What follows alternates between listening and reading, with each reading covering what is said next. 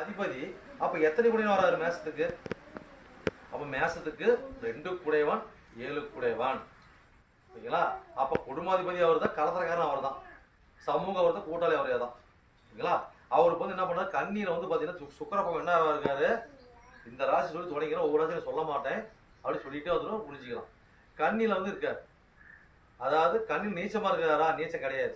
புதன் வந்து துலாம் வீட்லயும், துலாக அதிபதி வந்து கன்னி வீட்டுல பரிவர்த்தனை இருக்கிறாங்க. அதனால சுக்கிரன் நீச்சம் கிடையாது. துலாம் ராசிக்காரங்க சேஃப், ஒரு பிரச்சனை கிடையாது. மற்றதுக்கு பலன் சொல்றது சேஃப் தான், ஒரு கரெக்டாக போயிட்டு இருக்கும். சரி, ரைட், ஓகே. சரி, இப்போ மேசராசி.